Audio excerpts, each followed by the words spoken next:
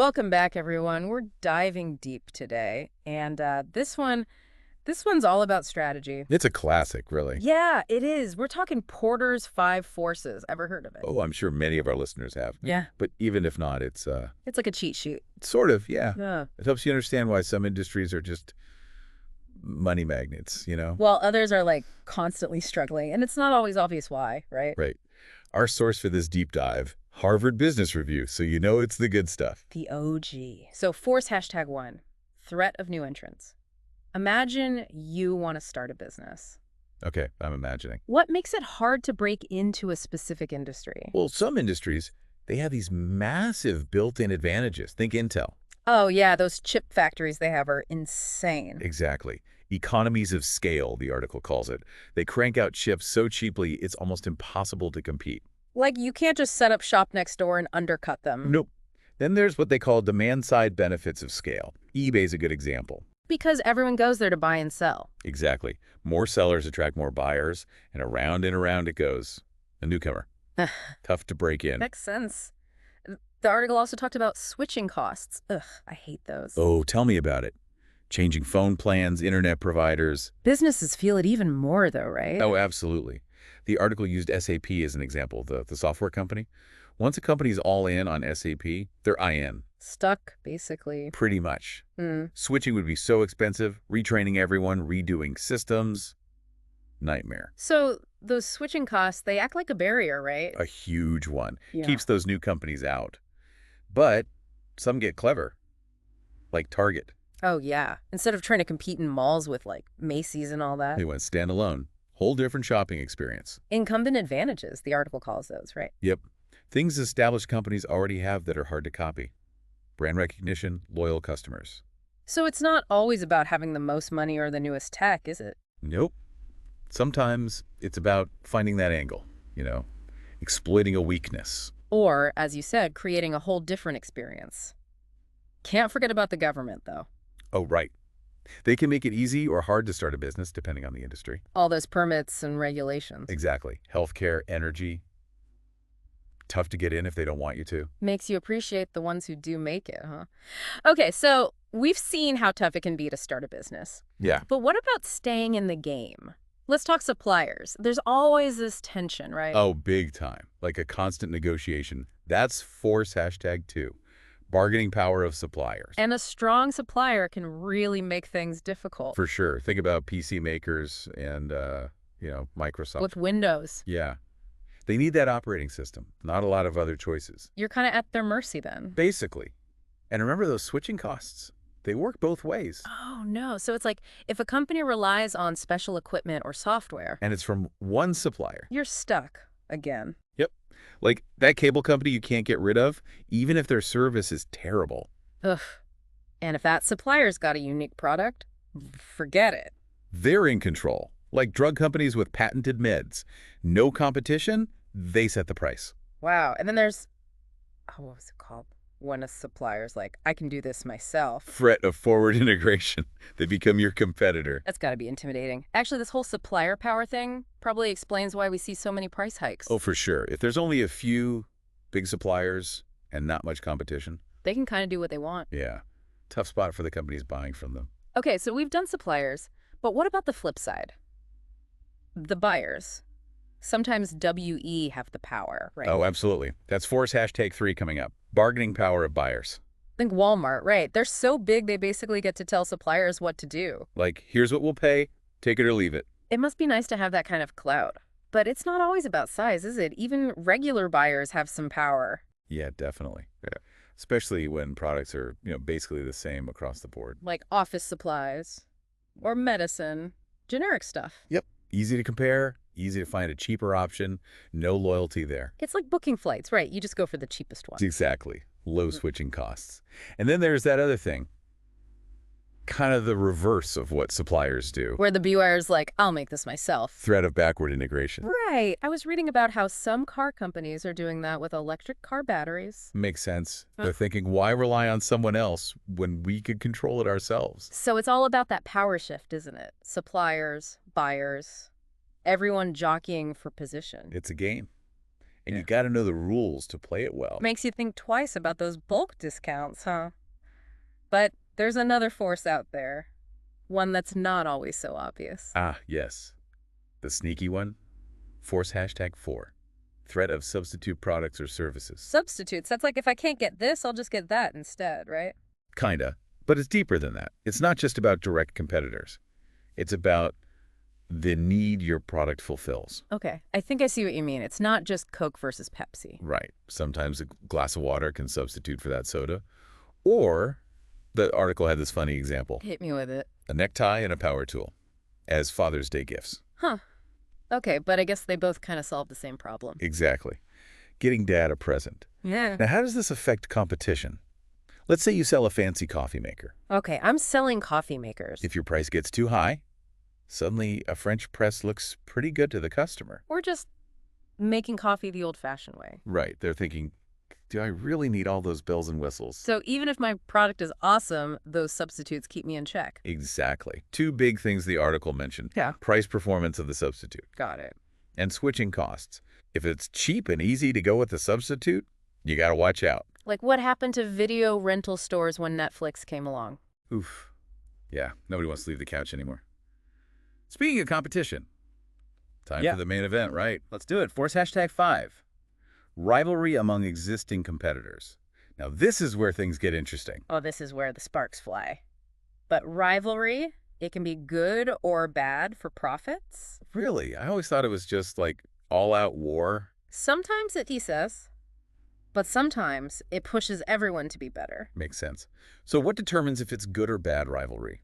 Well, if you've got a bunch of companies all about the same size. Okay, picture that. They're all fighting for the same customers. And if the industry isn't growing much... Not enough to go around. Exactly. It gets messy. Plus, there's something called exit barriers. Barriers to leaving the industry. Yeah, like if a company has specialized equipment, they can't easily sell. They're kind of stuck, even if they're losing money. They might keep fighting, even if it makes no sense, just to survive. That's kind of sad, actually.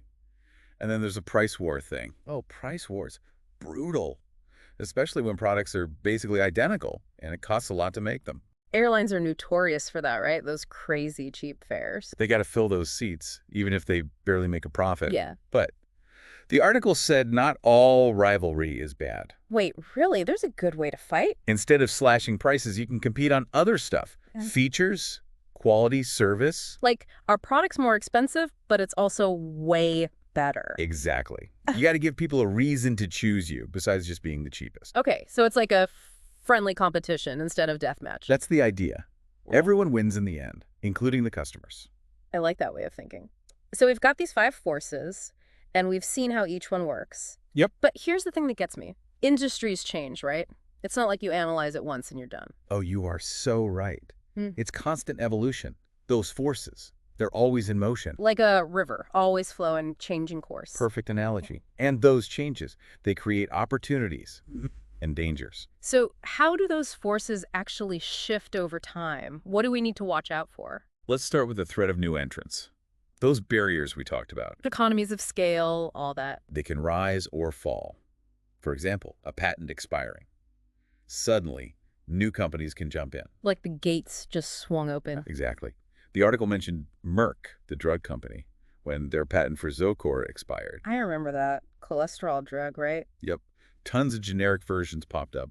Overnight, it was a whole new game. Wow, that's wild, but I guess barriers can also get higher, right? Definitely. Think about the ice cream aisle at the grocery store. So crowded. A newcomer would have a tough time squeezing in there. Distribution becomes a barrier. The big brands, they control the shelves. So even if your ice cream's amazing, no one can be you Wyatt if it's not on the shelf. Tough break. And sometimes, it's not just outside forces. The big players themselves, they can make moves that shake things up. Like what? The article talked about how back in the 70s, some big retailers... Like Walmart, right? Yeah. They invested in all this new tech. Yeah. Automated warehouses, barcodes. Makes sense. They were on the cutting edge. And it gave them a huge EG cost advantage. Smaller stores, they couldn't keep up. It's like they leveled up while everyone else was still using the old playbook. Exactly. They didn't just react to the industry, they shaped it. So it's not enough to just understand the forces. You got to anticipate how they'll change, how your rivals will react. You're getting it. Now think about suppliers and buyers. their power can shift You too, you know? Okay, how so? Remember we were talking about appliance makers? Yeah, like Whirlpool, all those. The rise of big box stores like Best Buy, that changed everything. Because suddenly they're buying huge amounts of appliances. They have so much leverage now, they can basically dictate the price to the manufacturers. It's like the appliance makers are at their mercy now. It's a total power flip. Same thing happened with travel agents. Oh yeah, when airlines started selling tickets online. Get out the middleman entirely. The airlines control access to the customer now. Wow. So technology can really disrupt those power dynamics, can't it? Oh, for sure. And technology also drives a lot of changes when it comes to substitutes. Give me an example. Think about those early microwaves. Huge, clunky, expensive. Mm-hmm. Not a real threat to regular ovens. Right. But as tech got better, microwaves got smaller, cheaper, more powerful. And now everyone has one. They became a real substitute for cooking. Same thing happened with cell phones. Started out bulky and pricey, and now they're everything. Tech advancements can change the game completely. Makes you wonder what'll be the next big disruption, huh? But what about the competition between existing companies? How does that change over time? Well, as industries mature, usually the growth slows down. Makes sense. The market gets kind of saturated. And if there are high exit barriers, those companies, they're stuck fighting for a smaller pie. The article talked about TVs, snowmobiles. Yeah, lots of industries go through that. But intensifying rivalry, it's not inevitable.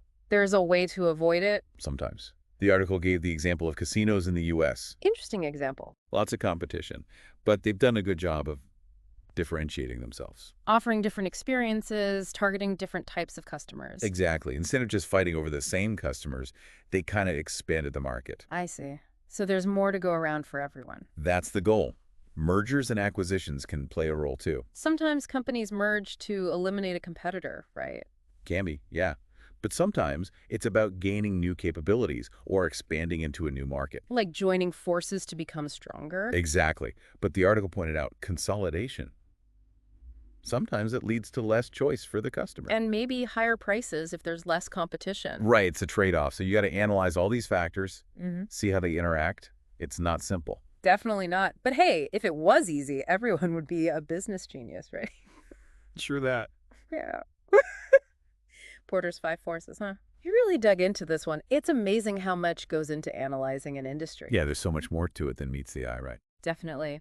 But before we call it a day, there's one thing that's been bugging me. How do companies know they're making the right changes? You know, changes that will actually make the industry stronger in the long run. That's a great question. We've seen plenty of examples where a company tries something that seems smart. And it totally backfires. Like that story about IBM and the PC, giving away control of those key components. Seems like a good idea at the time, I guess. But it ended up hurting them, and it made the whole market way more competitive. Ouch. So, are there any guidelines? How do you avoid making those kinds of mistakes? The article did have some advice for companies trying to shape the industry, make it better. Okay, I'm listening. First thing, think long term. Don't just focus on making a quick buck. It's got to be sustainable. Like you're building something that will last, not just trying to exploit it for a year or two. Exactly. The article compared it to being a gardener. You got to nurture the whole ecosystem. I like that. So no crash diets for industries, huh? Nope. Short-term thinking, it can really backfire. Think about those companies that slash prices to gain market share. Yeah, that seems like a race to the bottom. It is. Might work for a bit, but in the long run, everyone's profits suffer, the whole industry weakens. And then everyone loses. Exactly. Another big thing the article talked about, considering all the stakeholders. Right. It's not just about the company itself. It's the customers, the suppliers, the employees. Even the community. You got to think about the bigger picture. So it's like ethical decision-making, almost. Kinda, yeah. The article said if you just focus on your own gains, you might end up hurting others in the industry. And that could come back to bite you, right? Oh, absolutely. Imagine a company squeezing its suppliers so hard that they go bankrupt. Yeah, you'd save money at first, but then what? You might have trouble getting the supplies you need, or the quality might go down. It's short-sighted. Don't bite the hand that feeds you, right? Exactly. It's a balancing act. Creating value for yourself and for everyone involved. Makes you think about those companies that are known for treating their suppliers well. They're playing the long game, and it often pays off because they build strong relationships. Makes sense. So we've got long-term thinking, considering stakeholders, What else? Collaboration is huge. Sometimes even competitors need to work together. Really? That seems counterintuitive. I know, right? But the article said that sometimes cooperating on things like industry standards. Or ways to reduce waste, maybe? Exactly. That can actually make the whole industry more efficient and more profitable for everyone. Like a rising tide lifts all boats. That's the idea. But even with all this good intention, there's still one more thing to keep in mind. Okay, hit me with it.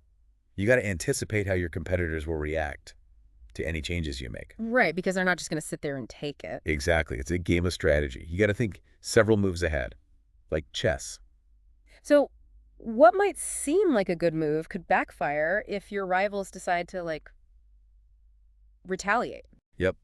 It's about understanding your competition, knowing their strengths, their weaknesses, their motivations. So you can predict how they'll respond. You got it. Sometimes the smartest move, I ask to cooperate, even with your competitors. Wow, that's deep. It is.